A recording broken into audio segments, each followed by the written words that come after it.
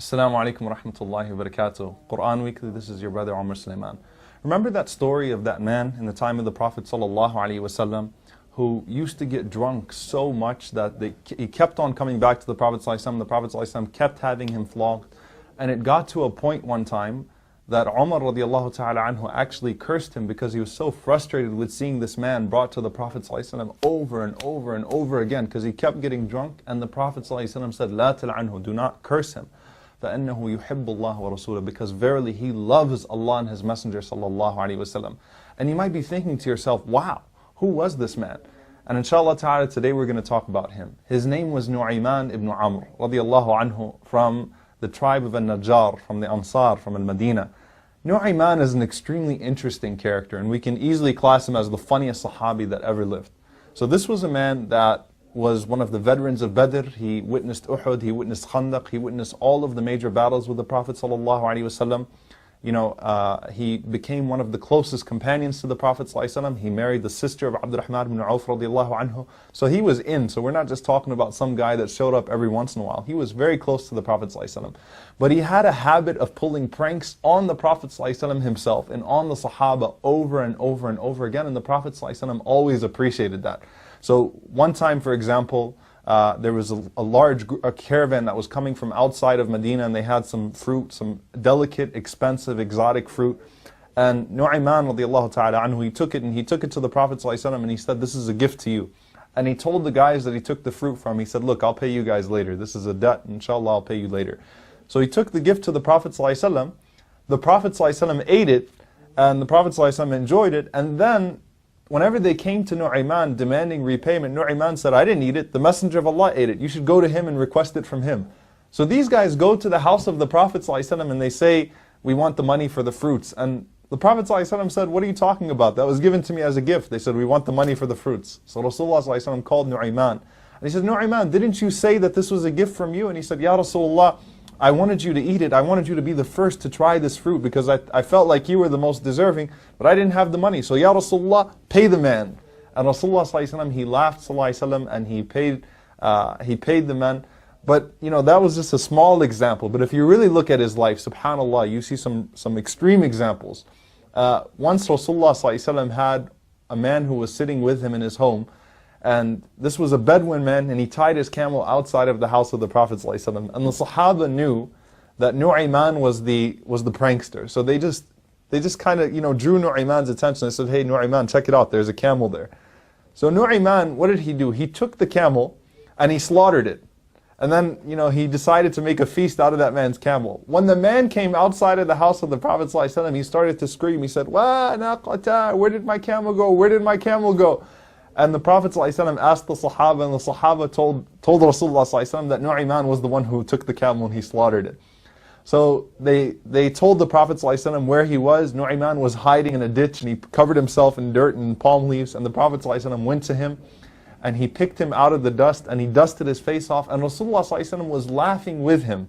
And the Prophet ﷺ actually ended up paying the man the value of his camel and more, and then the Prophet ﷺ had a feast on the camel that Nu'ayman slaughtered. So Rasulullah ﷺ appreciated this man and all of the pranks that he used to pull, and his personality and the laughter that he would bring to the Sahaba. But one time he took it even further than that. Now that was a big deal, but imagine this.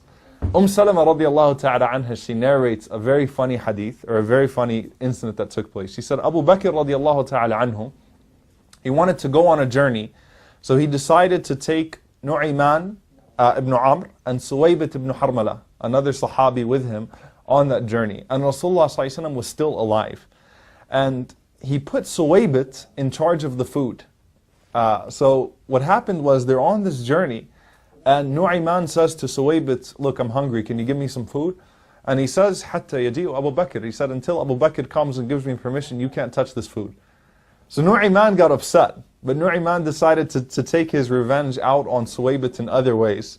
So he goes to, and Salama radiallahu anha says, and it's an authentic narration, he goes to a group of people that was passing by, and he says, "Hey, look, I've got this slave that I would like to sell to you, but he's really intelligent, he's Arab, and he's going to insist that he's free whenever you take him.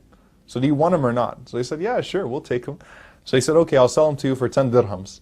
So he takes them to Suwaybit and he says, there he is. So they jump on Suwaybit and they start to capture him and lock him up. And Suwaybit says, Ana hur, I'm free, I'm free. And they say, yeah, your master said you would say that. And Nu'ayman was just sitting there watching and not saying a word. So Abu Bakr radiallahu anhu came back and he found Nu'ayman and the companions. And he said, what happened to Suwaybit?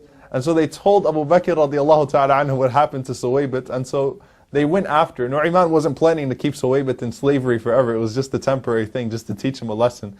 They went after that tribe and Abu Bakr radiallahu anhu gave them back their money and they freed Suwaybit. Then they went back to the Prophet ﷺ. Now that's a big thing. You know, they went back to the Prophet ﷺ and Salama radiallahu ta'ala anha, she says, فَضَحِكَ عَلَيْهَا صَلَّى اللَّهُ عَلَيْهِ وَسَلَّمُ وَأَصْحَابُهُ حَوْلًا. He said that Rasulullah ﷺ and his companions laughed for an entire year over that incident because of how funny it was. And this continued even after the death of the Prophet ﷺ. You know, he had his status and the Sahaba always came to expect pranks from him.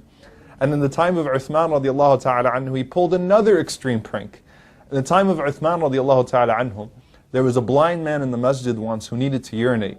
So obviously in that time, you know, someone would go and would guide the blind man outside of the masjid. So Nu'ayman said, let me take care of it. Nu'ayman went to the blind man, he took him to the other corner of the masjid. So when the man urinated, everybody came running at the man, so the man got scared.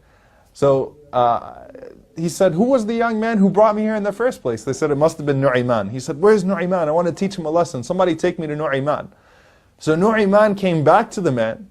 He changed his voice and he said, you're looking for Nu'ayman? He said, yeah. So he grabbed the man by the hand and he took him to Uthman radiallahu ta'ala anhu, the Khalifa. And the man jumped on Uthman radiallahu ta'ala anhu. And they pulled Uthman radiallahu anhu away. And Uthman was laughing because he'd understood what had happened. And Nu'ayman ran away. So subhanAllah, you see that this man he shows us a few things. Number one, he shows us that the Prophet ﷺ and his companions were people that were capable of having fun. They were people that were capable of laughter. But of course, with its conditions. Now you could say Nu'ayman always pushed it to the extreme. But at the same time, Nu'ayman radiallahu ta'ala anhu, he knew his limits. And the Prophet ﷺ came to expect that type of laughter and those types of pranks from Nu'ayman. And he always paid for his pranks, literally. Right? And the Sahaba expected those types of pranks from Nu'ayman. And he was a joy to have around. And it shows you that our deen is not all about this. Our deen has laughter. كَانَ رَسُولُ اللَّهِ صَلَّى اللَّهُ عَلَيْهِ وَسَلَّمَ بَسَّامًا ضَحَّاكًا. And the Prophet ﷺ, he smiled and he laughed sallallahu alaihi wasallam. But of course he observed the conditions of joking where he never lied sallallahu alaihi wasallam when he joked. So let's appreciate the different types of personalities inshallah we have in our community. And let's build inshallah a good relationship with everyone. And think about it, this man witnessed Badr, Uhud, Khandaq, and he witnessed the second pledge of Aqaba. This was a righteous man.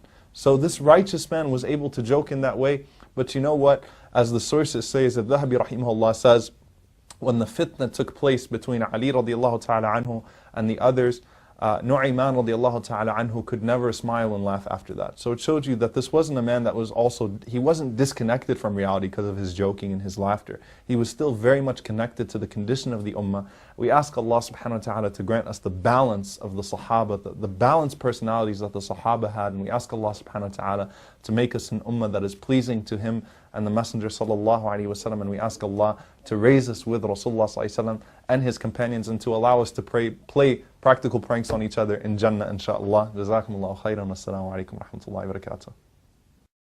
Assalamu alaikum, Quran Weekly. The Prophet ﷺ told us, "Ad-dallu ala al-khair kafa'ilihi." The one who points to something good gets the same reward as the one who did the good itself. Do me a favor and do all of yourselves a favor and share in the goodness if you benefited from these talks and these videos. Make it a point to share them with friends and family and get the word out. This is such an awesome project. I really, really appreciate the effort Quran Weekly folks have made. And I pray that Allah blesses them even more and brings even more and more good from them. These kinds of efforts, you know, Allah tells us whoever doesn't thank the people hasn't thanked Allah. The hadith of the Prophet ﷺ teaches us that. So we should do that. We should appreciate the effort that's being made here. And the best way to appreciate their effort is to help them get more reward and get yourself more reward at the same time by spreading the word, inshaAllah ta'ala. Thank you again. Wassalamu alaikum.